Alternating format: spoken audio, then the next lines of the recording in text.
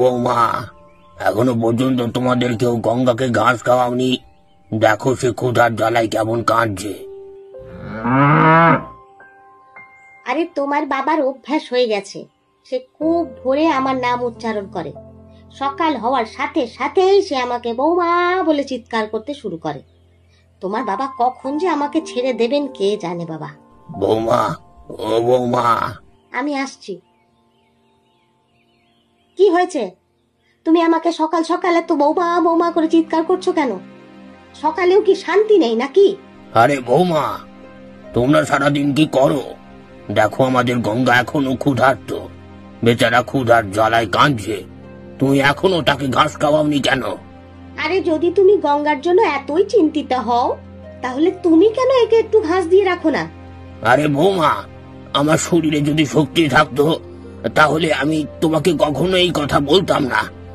এখন আমি বৃদ্ধ হয়ে গেছি এবং ধীরে ধীরে আমার শরীর আমাকে ছেড়ে চলে যাচ্ছে। তুমি বুড়ো হয়ে গেছো, তাতে আমরা কি করতে পারি? তুমি আমাদের এত কষ্ট দিচ্ছ কেন বলো তো? আরে বৌমা, আমি তো তোমাকে গঙ্গায় ঘাস ফেলতে বলেছিলাম, তুমি আমার কথা তো শুনছো কেন? আর এতে হরি কোথায়? সে এখন ঘুমোচ্ছে। তুমি কি এতক্ষণ ধরে ঘুমাচ্ছ? কি হয়েছে বাবা, এত সকালে সুশীলার ওপর রাগ করছো কেন?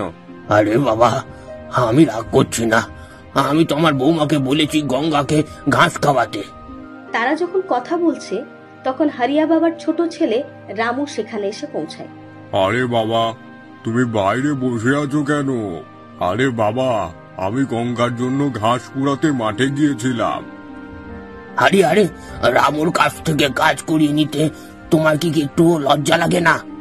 এই বেচারা এক চোখে দেখতে পায় না, যদি তার কিছু হয়ে যায়। বাবা তার ছোট ছেলের জন্য একটু বেশি চিন্তিত। আরে বাবা, যদি সে কিছু কাজ করে তাহলে কি সে অসুস্থ হয়ে পড়বে? হ্যাঁ বাবা, ভাবি আর ভাবি ঠিকই বলেছে, আমার কোনো সমস্যা নেই। আরে আরে বাবা, তুমি জন্ম থেকেই অন্ধ, এক চোখে কিছুই দেখতে পাও না, যদি তোমার কিছু হয়ে যায়। আরে বাবা, আমার জন্য একদম চিন্তা করো না, আমার কিছু হবে না। আর তুমি সকালের ওষুধ খেয়েছো? বাবা, তুমি যখন স্নান করবে তখন আমি গঙ্গাকে ঘাস খাওয়াবো। টিঙ্কাপুর নামে একটি গ্রামে বসবাসকারী হরিয়া বাবার পরিবারটি ছিল এরকমই। তার স্ত্রী মারা যাওয়ার পর তার বড় ছেলে হরি এবং তার স্ত্রী সুশীলা তার বাড়িতে থাকতেন, এবং তার ছোট ছেলে রামু, যে জন্ম থেকে এক চোখে অন্ধ ছিল, সে এক চোখে কিছুই দেখতে পেত না। হরিয়া বাবা সবসময় চিন্তিত থাকতেন যে তার মৃত্যুর পর রামুর কি হবে। রামুর বড় ভাই এবং বৌদি রামুকে মোটেও পছন্দ করতেন না। হরিয়া বাবার একটাই ইচ্ছা ছিল যে রামুর যেন তার জীবন দশায় একটি ভালো মেয়ের সাথে বিয়ে দিতে পারেন।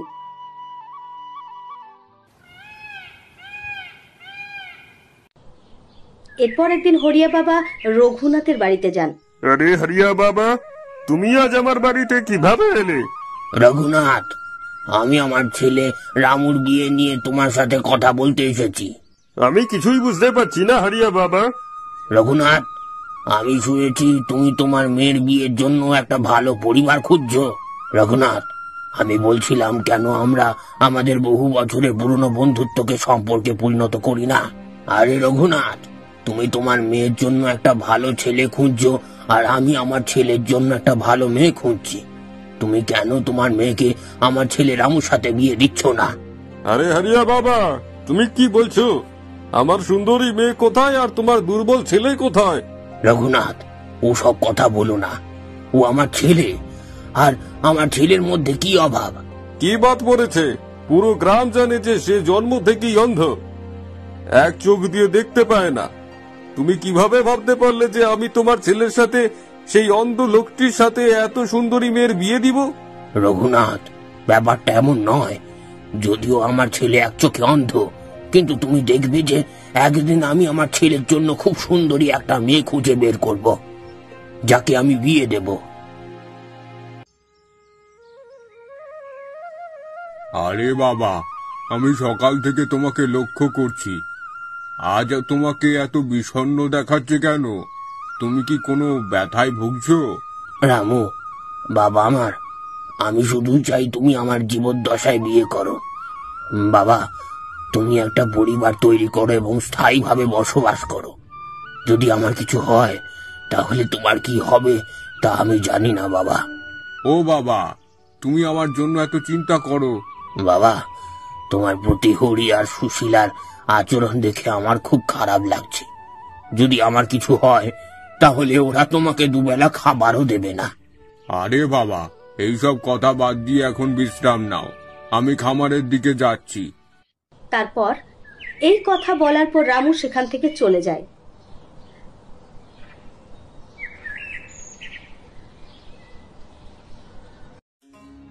কি হয়েছে ভাগ্যবান, আজ তুমি এত খুশি কেন?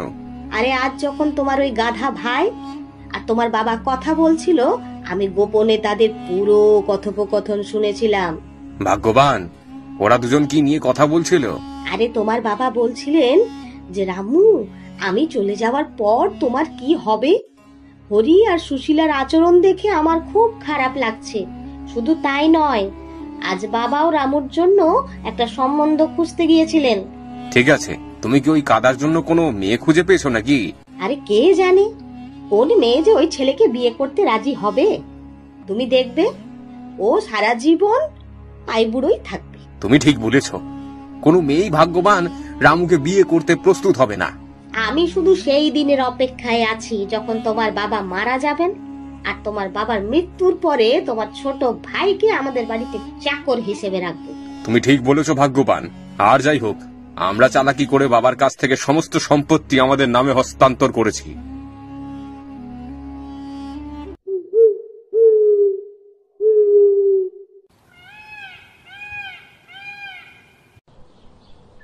আরে বাবা, এত সকালে কোথায় যাচ্ছ? বাবা, আমি গঙ্গাকে বনে চড়াতে নিয়ে যাচ্ছি। তুমি যাও এবং একটু বিশ্রাম নাও। বাবা, থাকতে দাও, আমি গঙ্গাকে আমার সাথে নিয়ে যাব। না বাবা, তুমি যাও, বিশ্রাম নাও। আমি গঙ্গাকে চড়িয়ে ফিরে আসবো। আরে বাবা, একজন বৃদ্ধ বাবার কাজ করা আর ছেলের ঘুমানো কি ঠিক? তুমি এটা হতে দাও বাবা, আমি গঙ্গাকে বনে নিয়ে যাচ্ছি, তুমি একটু বিশ্রাম নাও। ঠিক আছে বাবা, যাবার সময় সাবধানে থেকো। তারপর এ কথা বলার পর রামু গঙ্গাকে জঙ্গলে চড়াতে নিয়ে যায়।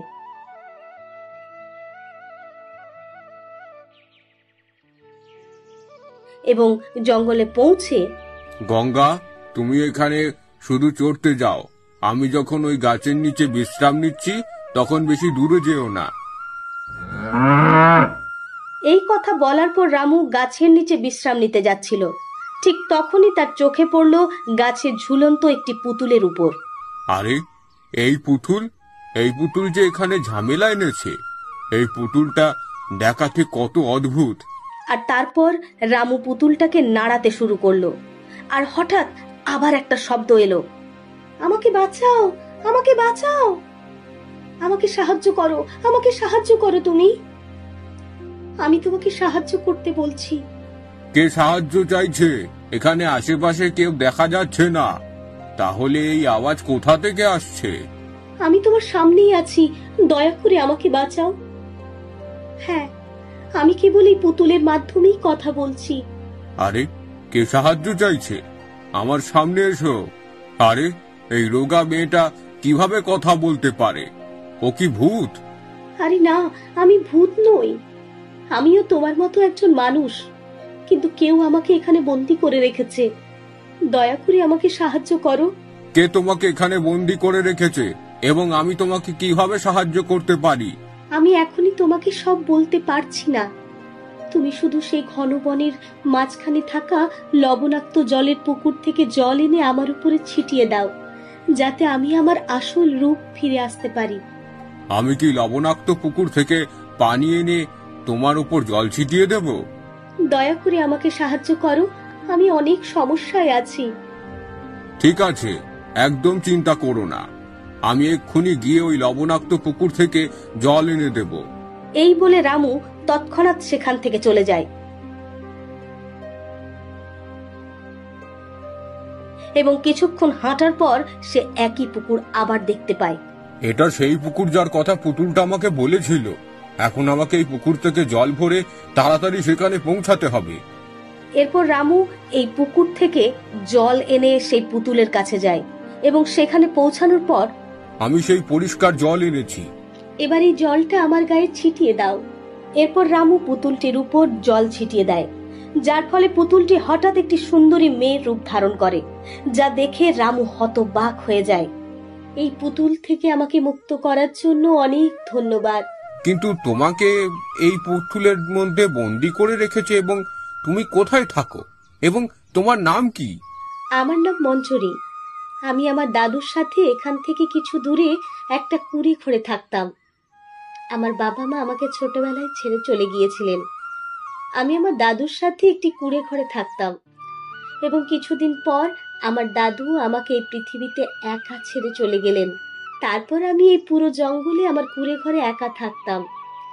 তারপর একদিন এক ডাইনি আমার কুড়ে ঘরে আমাকে একা দেখে আমার উপর কর্তৃত্ব করতে শুরু করে এবং এই পুতুলের মধ্যে আমাকে বন্দি করে রাখে।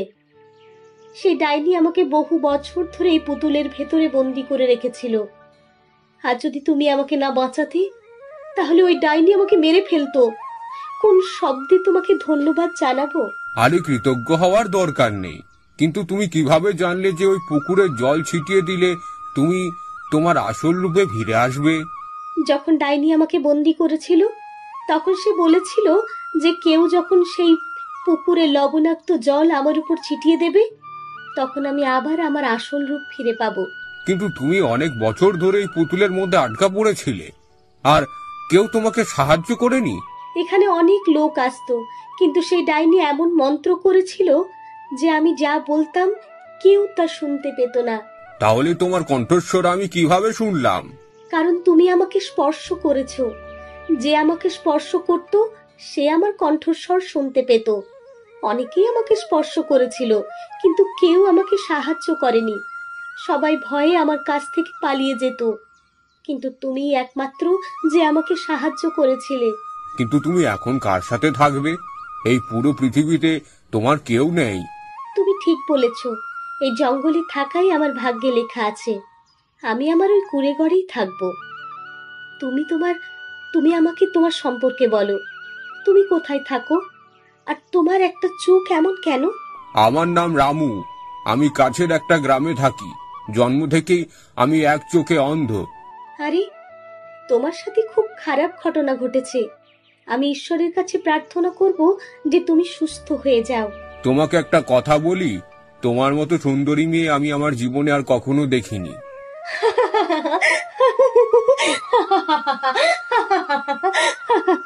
তুমি সত্যিই খুব সুন্দর।